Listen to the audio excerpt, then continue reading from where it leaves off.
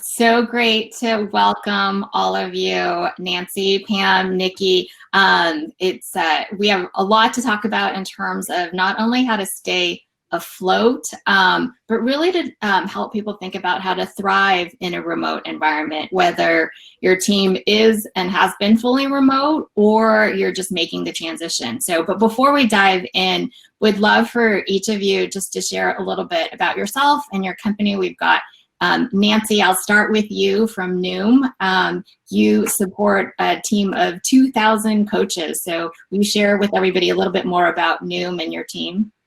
Yeah, absolutely. Thanks, Anne. So we at Noom, we kind of have a hybrid working model where we do have an HQ based in New York City where our leadership team is and a lot of our teams at Noom, but our coaching team is unique because it is fully remote. It's been fully remote since day one. We have about 2,000 coaches all over the United States. And it's really been a great model for us. So I'm excited to talk more about it. My specific role with the coaching team is I'm the director of coach experience. So I really oversee everything from well-being and happiness to connection and communication, diversity and inclusion. And really my goal is to help coaches have the best experience possible while they're an employee with Noom. That's awesome. And Pam, I'll go to you. You've been working on remote teams for 15 years, and now you run support and success at Zapier. Will you share more about your role in the company? Sure. So Zapier is a automation tool that connects SaaS applications, and since its inception, we've worked remote, which has been a really great thing for someone who loves remote so much to join the team this year. I've been such a fan of remote since 1998 when I routed my first voice over IP phone call when I was a telecom consultant. I wrote a white paper about it 10 years ago. The customer success and support team at Zapier works really well remotely. It's about 90 people and they are all over the world. Awesome, that's amazing. And Nikki, we are all living in Slack these days. We did before, but even more so now. And so you run enablement for the Slack sales team. So will you share more about that and also whether or not teams were remote prior to the recent situation? Yeah, so we actually did not have about 13% of our workforce was remote at Slack. And within a couple of days, we went 100% remote, like most companies today. Yeah, so but we're thriving in this life right now. There are always challenges. There are the emotions of up and down and what's happening in the world, but we have found that productivity is still at a top-notch click right now. And so, it's been a different way to communicate. Luckily through Slack, you have the opportunity to be incredibly human, which I think makes this transition to remote work feel just emotionally and connectively better. But it's a big shift for us, even as a company, but we found a way to do it and to do it all through Slack, which I feel really fortunate that we were a company that was built to kind of handle this transition, but it's still been a transition for everyone too. Yeah, no, great. Well, you touched on so many topics we want to dive deeper on, especially for teams where this is, and feels sort of brand new. And now that we know that many more teams are going to be in this situation, whether, part-time or some transition or even permanently with the announcement by companies like Twitter, that's like everyone can work, for remote as long as they want. So maybe just sort of diving in, Pam, you had some really great thoughts, when we were talking about this topic around like the things that are really hard to get right with remote. So would love to start there. What are the hardest things to get right? For me, this was even a learning curve for me doing it for so many years. I think the hardest thing is really understanding and being in touch with the individual's needs. So I thrive from working from home, but not everybody else does. And so understanding and being able to get in touch with those individual needs and then offering options. So for example, when we are hired at Zapier, we get a budget for office expenses and it lasts over 3 years. It allows us to choose the equipment that we want. I just ordered my new desk that is a sit and stand desk after I was here for a year because I knew how to set up my office. But that budget can also be used for things like a subscription for a shared office space. So if you're not comfortable working from home by yourself and you need a social place, we offer a budget for that too.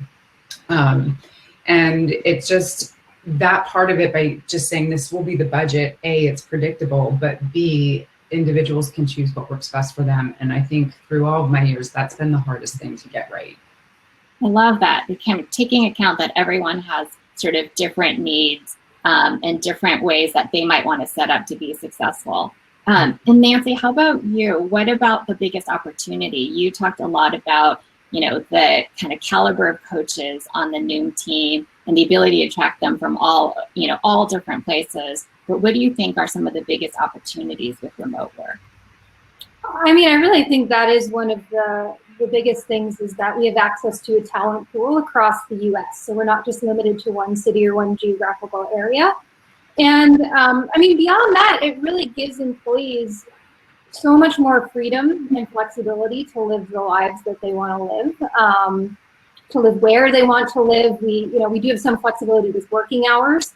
So if they have kids at home or, other life scenarios happening, there's still a lot of room to build their working day around that and really work it in, versus trying to have this 9 to 5 and then figuring out your life around that.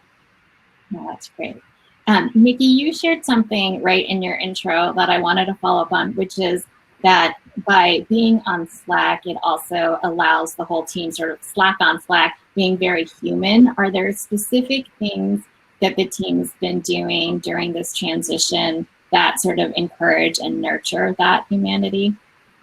Yeah, so I would say maybe a little bit different than Pam, and I think we can look at how Zapier has done things, is we actually went from being primarily in the office. And so we went through kind of that emotional transition of like, oh, we're used to being around everyone and catching up with everyone just in the halls or by the water cooler, to then going fully remote. And so what that meant is that we still had to keep a lot of, how do we keep conversations that aren't just about work still alive too, that we feel super connected and with people. So we do a lot of that through channels. So we've created these really, for my team, there's an enablement fun channel where it's, if you've gone and done something that weekend, or if you want to celebrate something, there's a time that everyone can celebrate and react to it.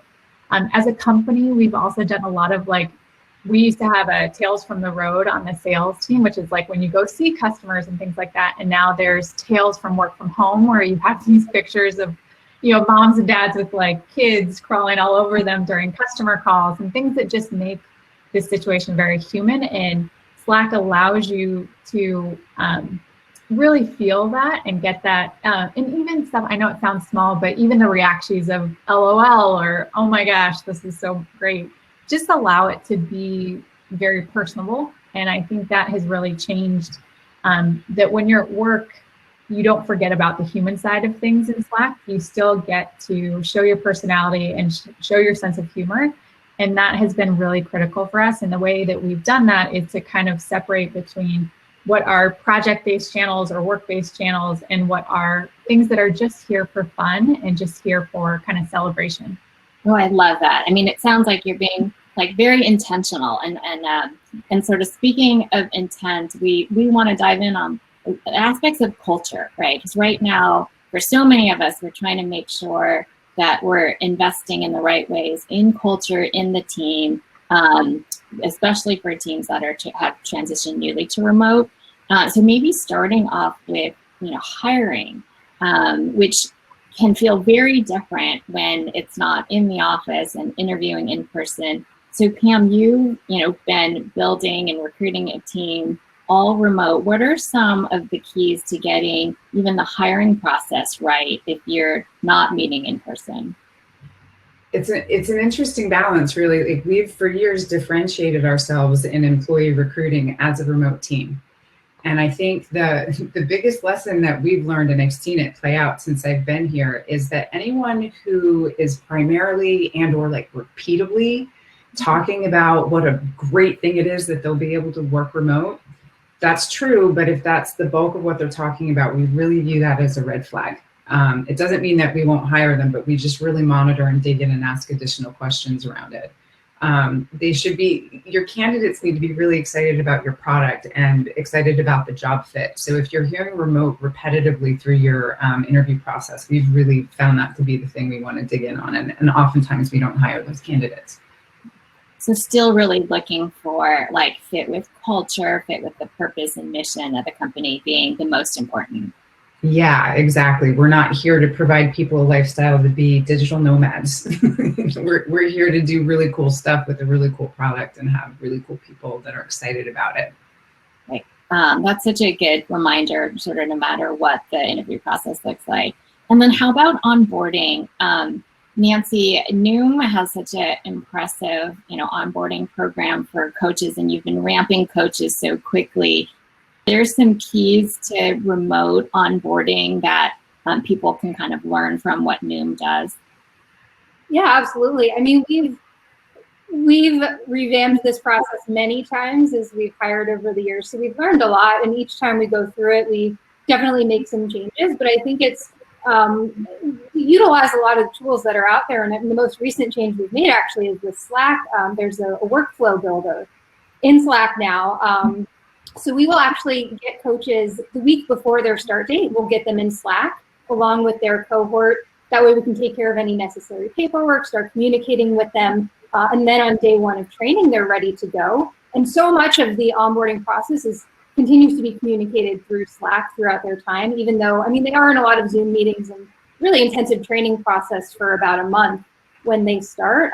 But really just having that system set up has helped us a ton, and just I would say just continue refining it each time you go through a round of firing, learn lessons, and keep making it better. Love that. And Nikki, what about you? Slack's been growing like crazy, and probably just has also boomed, during this time. So have there been things that you're doing differently as you've brought people on that, are not onboarding in person, and any tips there? Yeah, we went actually from everyone comes to San Francisco globally to go through new hire onboarding, sales boot camp, sales breakouts. It was a very in-person driven onboarding experience. And then within the span of 4 days, we had to change it to be fully remote. And it was a big shift, but it was, we kind of kept to some of our tenets that we really believe. So one, we still wanted live interactive sessions, which I know Nancy at Noom you guys do as well, where it's even though it's remote, we still get a time to connect with everything. Everything is shared within Slack, as you can imagine. There are dedicated onboarding cohort classes. We do, our LMS is connected to Slack, so we get to track things. We get to continue that onboarding process for kind of their first 90 days.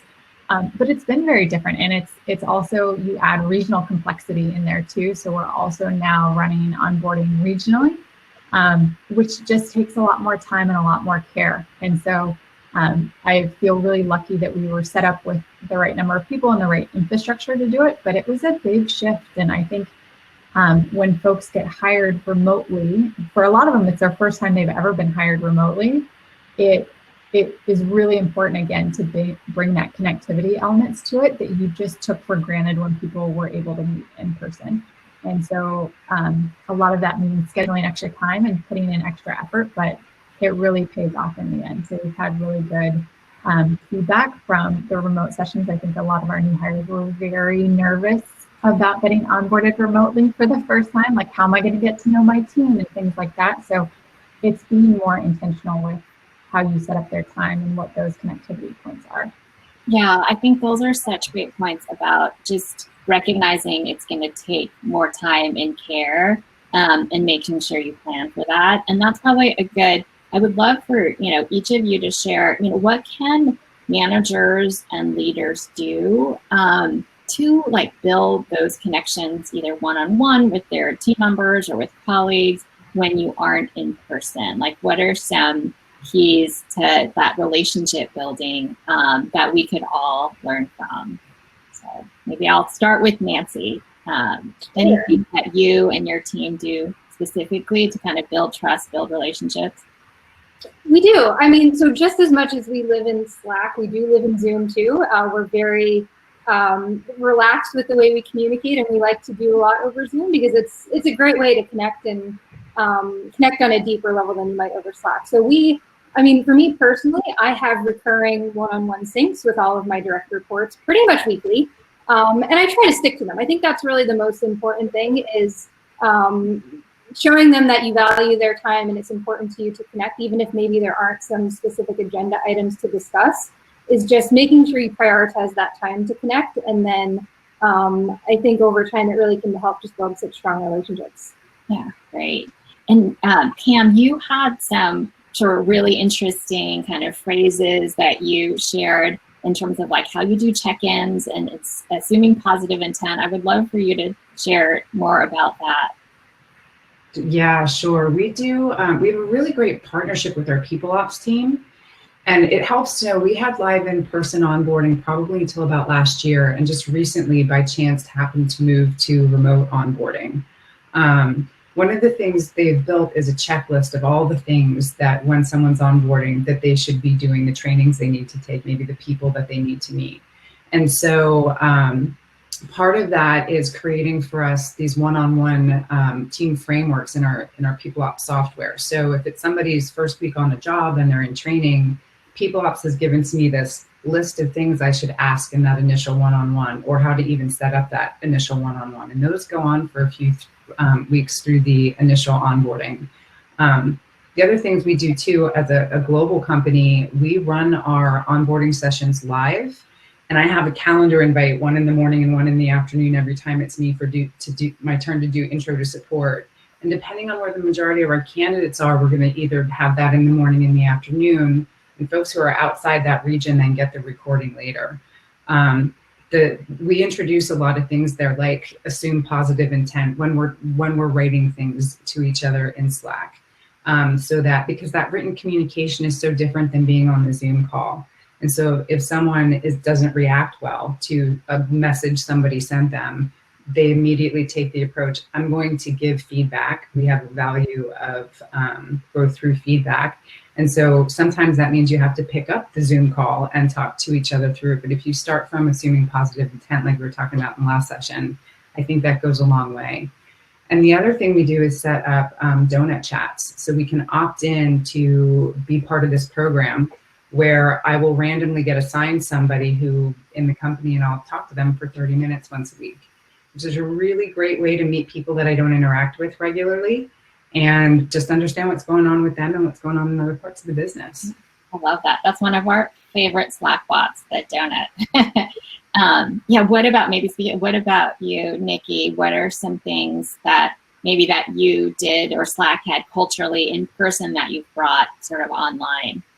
Yeah, totally. So we, I think first off, when it comes to being a manager, as many of us are, it's super important to understand that every single day is different for all of us in this world. The weekly one-on-ones, I can't agree with more. I definitely adhere to those. Those are the most important things in my day right now, because I do think you can hop on a call with one of your directs and they are so confident. They know they have this. It's great. And then you talk to them the next week and they're like, it's a bad week. Like I am stuck in my house, et cetera. And so I think just being super compassionate to different levels of emotion and what they need is super, it's really important to just listen and give them a safe space to talk about that. We also do a lot of, these are all going to sound really random, but they're super fun. We've done every week, someone on my team does an MTV Cribs episode where they walk us through what their work from home situation is, maybe introduce us to their partners or their pets or whatever it might be, so that we just get insight into what it's like to work from home for them. We also do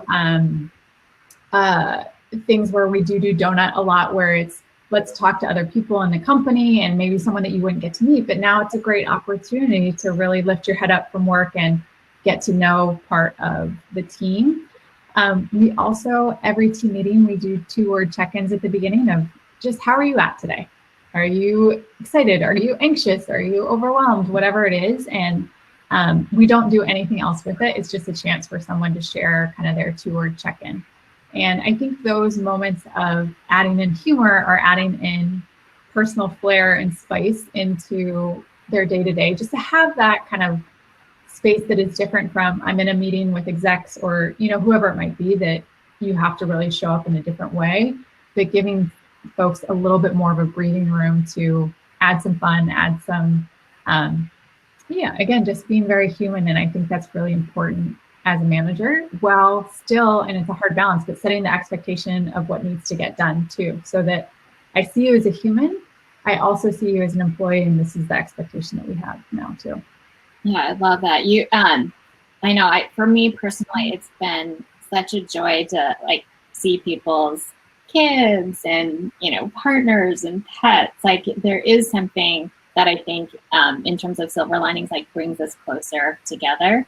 I'm sure it's, easier for me to be like, oh my God, it's so cute that your 3-year-old's on your lap. And, someone on my team's like, I need to get the 3-year-old off my lap.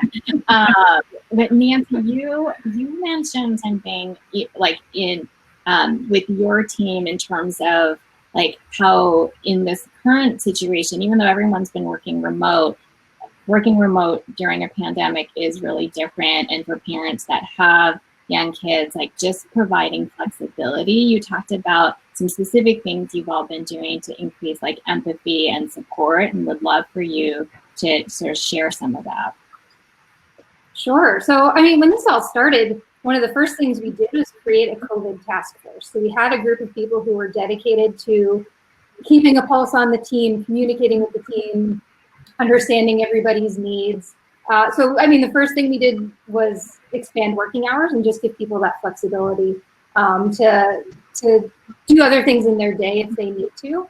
Because a lot of our coaches are parents and they do have kids at home and have to be homeschooling them. So, we've given extra sick time if needed. We have sent tablets to any coaches. So any coaches that might have only had one device at home and then all of a sudden had their kids now trying to homeschool, we sent them tablets so they had those separate devices and could still do their work. But really, I think our culture is, we call ourselves the Noomily, we are a family, and the level of care on the team, I think above and beyond everything else, it's just so evident in all of our conversations and the way that we communicate and over communicate right now, just to make sure people know that they're supported, they have people, that they can still connect with, and we're all going to get through this together.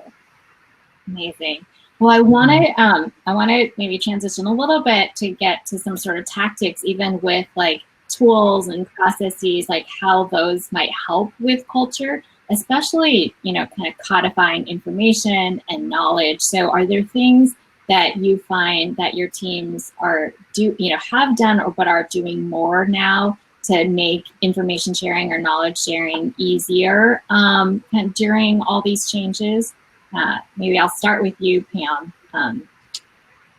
I think the same thing, creating just a task force on the people ops side and then on the customer side to really focus on how we can be of the best service to both of those people that are sets of folks that are so important to us.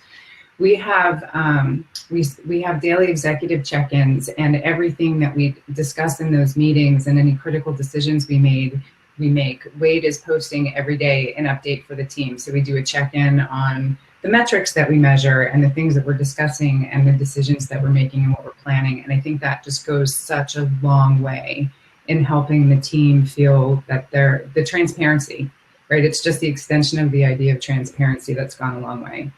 We've had to, in support, we've really had to rethink what we're going to be able to accomplish this year, right? Our requests from customers are up and we had these great plans for great projects, and we've had to really cut back on those. And so today, by the end of April, we had redone those plans, and they are a link to what we have planned is consistent in my Friday update. We all do Friday updates. And so that link is always there. So if there's any changes, people can dig in and see exactly what we talked about and what we're changing. So I think it's just really the extension of that transparency that we've always had as a value, default to transparency, but really accelerating the amount of it and how often is one of the biggest adjustments that we've made. And the other thing too is as folks need flexibility because they do have the 3-year-old on the lap, let us know. Tell us what you need, and we've empowered the managers to give them everything they need and make their best decisions, and then let people ops know so we can cross-pollinate what's working for everybody. And then finally, I think it's just really rethinking your plans, because knowing that as humans, we are impacted, even if we've been working from home forever. Yeah. And how about you, Nikki? You're enabling a team that now probably has more coming their way than ever before. And so are there things that you found you're doing to either, as Pam said, sort of increase the frequency or knowledge, or just making sure people have the information they need to do their jobs? Yeah, so I would say there's a couple key tactics that we've done. One, I think the silver lining in all this has been that it has made us have to be more, as I said, intentional is kind of a great word that I'm anchoring on. And then also put in a lot more rigor around how we consistently share information, where those dedicated channels are, even kind of how we're naming all of those channels so that it is so easy to find information. You know exactly what you're going to get there. There's a project plan that's pinned to every channel, so it keeps everyone on the same page, and we now realize how important that is without having the in-person meetings. From a field perspective, I would say one of the most interesting things that has come out of this from an enablement professional has been we've really shifted to a lot more self-serve kind of e-learning spaces, because there are things like folks are working different hours if they have to take family care, childcare, whatever that might be. And so creating things in digestible chunks, so like 15-minute e-videos that they can watch at their whenever they have free time, have been really key. And then even some of our dedicated training. So we do a training the second Wednesday of every month called Need to Know Wednesday, where it's just a push of information like, these are the launches that have come out, here's the new marketing collateral, whatever it might be. We are now seeing record level of attendance to those. And I think what that is, it's a really good indication of like, hey, when folks feel disconnected, they're hungry for that structure, and they're hungry for, where's the place I know I'm going to get information? So there's so much out there in the world, but I know this hour, once a month, I'm going to get this kind of information. I know if I go to this channel, when I check it, I will get this kind of real up-to-date information, those kind of things. So for me, the biggest piece has been, how do we create consistent delivery models, whatever those might be, in channel, in person, over e-learning, that folks really know what they're going to get in that moment, in that time, because we're all craving a little structure and feelings of control in this time where things feel very out of control. No, I love that you've created like a whole, sort of suite of options for people depending on what kind of content and knowledge, and then also making it so that it can be consumed asynchronously, right, and be flexible. Like there's some really great themes here around flexibility, kind of meeting people where they're at. But then also right now sort of increasing the frequency of communication, which we found really helps because things are changing so quickly. Nancy, any things that you found you and the team are doing differently in this environment to kind of get knowledge to coaches? That's a good question. I mean, so we did start using Guru about 1.5 years ago, actually, on the coaching team. And I mean, it was a game changer for us back then, and I think it's still something we rely on a lot. We are trying to improve our communication strategies otherwise outside of Guru, and how we use Slack, and being intentional with the channels of communication that we use. If we can do sort of like weekly digests, ways to deliver information, because it can really be information overload. I mean, we work so fast that things are changing on a daily basis, and it can be really hard to keep up with. So we experiment a lot. I don't know if we've landed on anything yet that we feel like this is the thing, but I think we're getting better and better at least making sure we're clear and everybody has the information they need. I like that philosophy, though, like just keep testing and learning and experimenting and like listening to the feedback, because it is a process and an evolving process. I know you've got some great questions coming in. Before I turn to the questions, I wanted to do a lightning round to ask each of you, what is something you are doing to stay healthy or sane, or just a new hobby you've picked up during the pandemic? I would love to hear what you're doing. Pam, you had a big smile on your face. Is there something specific you're doing for your own mental and physical health? Yeah, definitely stepping away because I think so many of us are going through what we call the change curve, which relates to the grief curve. So there's just this wave of emotion that I personally am managing through. And I think I can manage through it.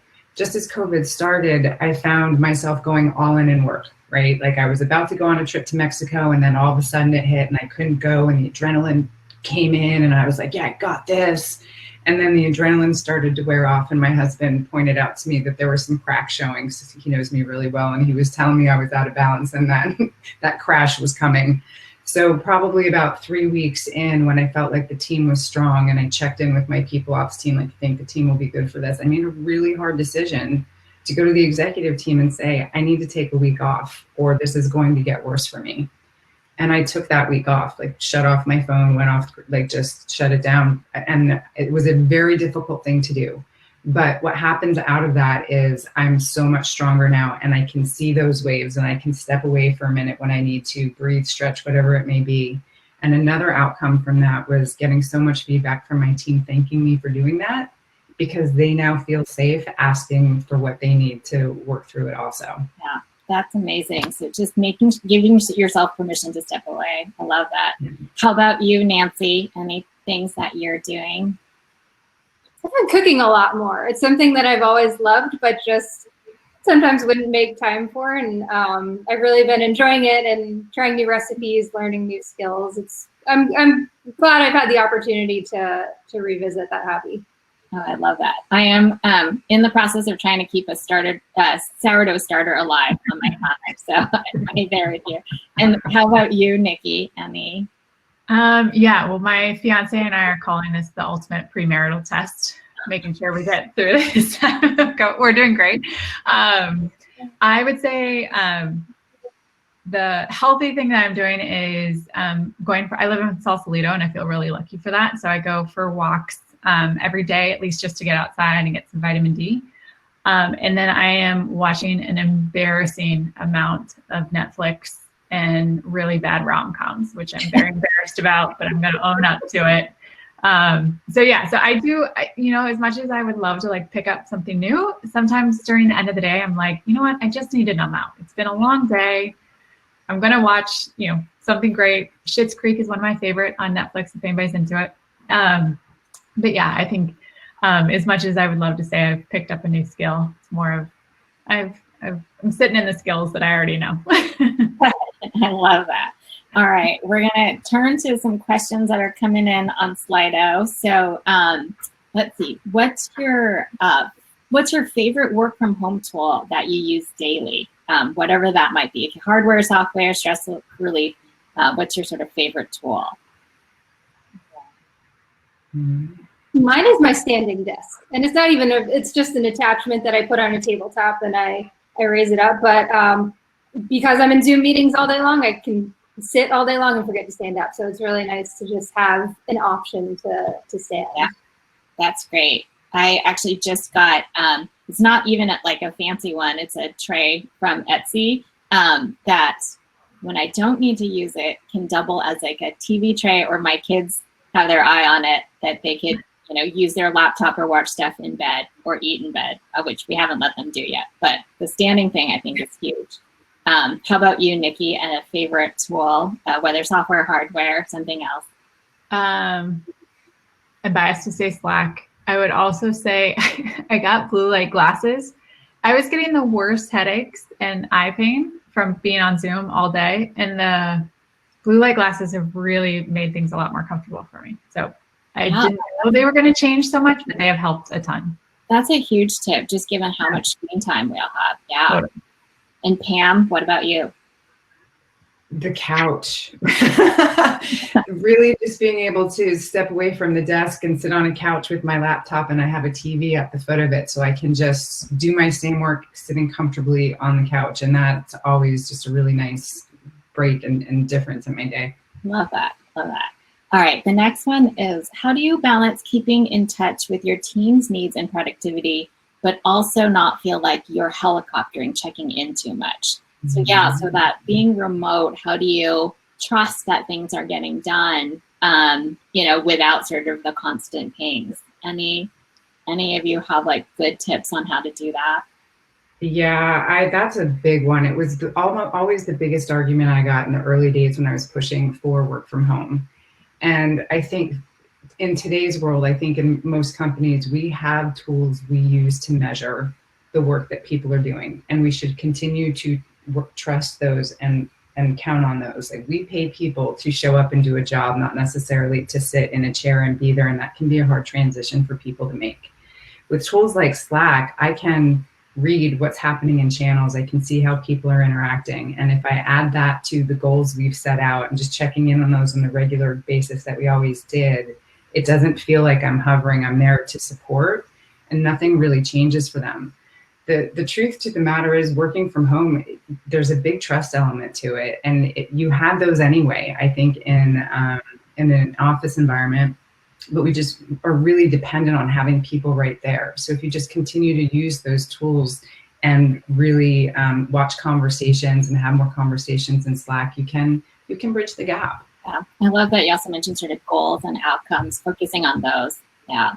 Nikki and Nancy, any tips there on like how to not feel like you gotta check in to know good work is being done? I can go, Nancy, or unless you want to go first. Go for it.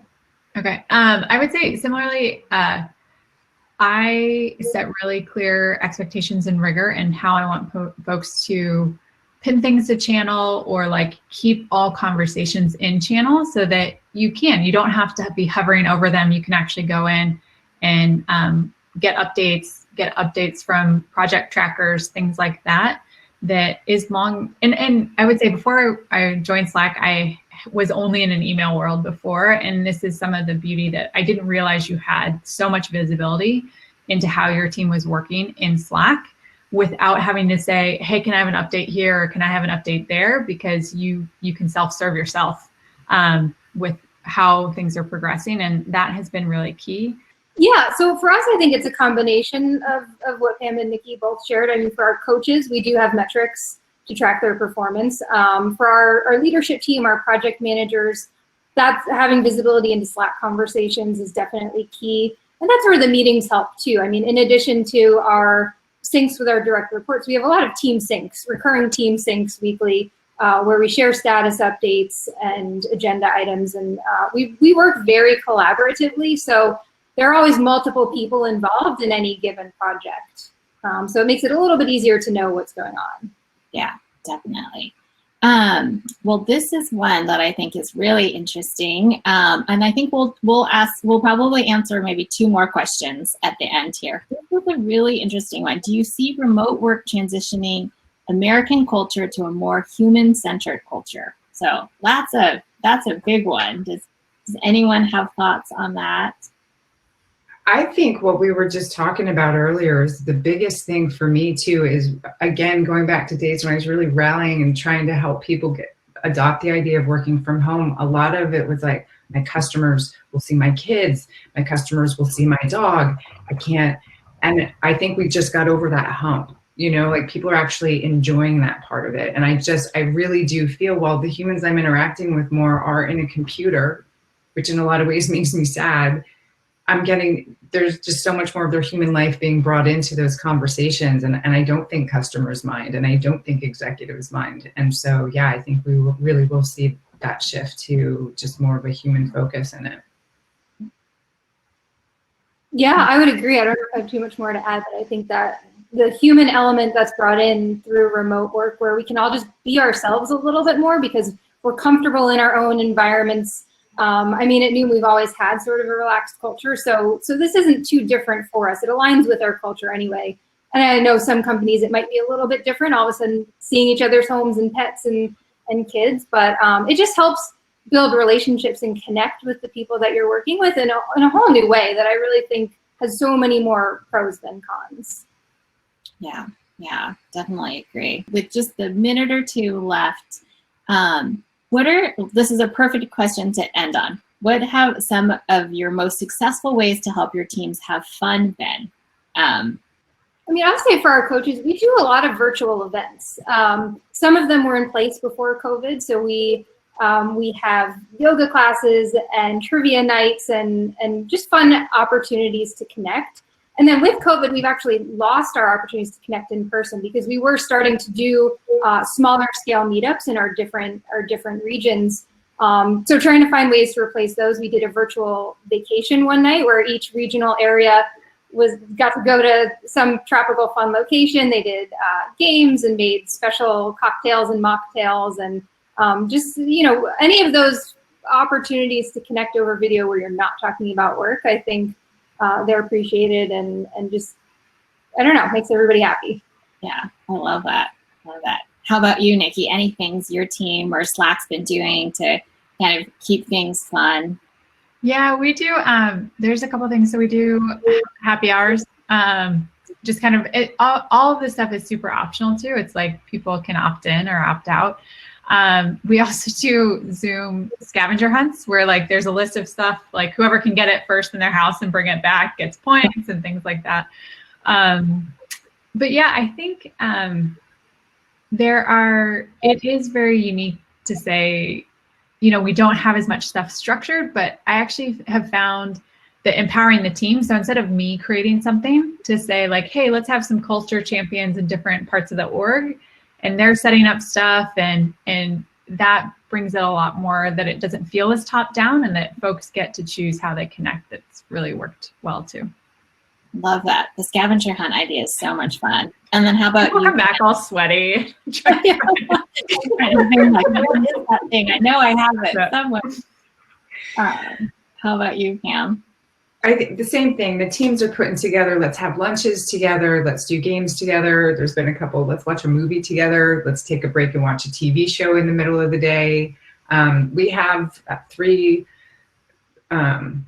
retreats every year, 2 company and 1 team. So we're really figuring out how to reallocate those dollars so we can have food show up all on the same day and still have some of those retreat sessions and things like that. And our theme in customer support at Zapier is keep support weird. So the team just runs with all this. They're amazing at it, and they just really know how to have fun and come just about anything. Love that. I love that. Our the team at Guru hosted a dress up day and a baby picture contest. So there's definitely been a lot of sort of fun things. And then there seems to be an ongoing Zoom background competition going on during meetings where it's like, who has the best, newest background or video to amuse everybody. So great. Well, thank you all so much for spending time with us today, sharing these great insights, and really helping us think about how not just to sort of survive a period of, remote work, especially if it's new for people, but really to find this as an opportunity to like invest in culture, invest in our teams, and really thrive. So we appreciate it and are inspired. And I'm already trying to dream up a scavenger hunt to do with the team. Love it. Me too. All right. Thanks for having us. What a great conversation. Thank you. Thanks. Stay safe and healthy, and we'll see you all soon.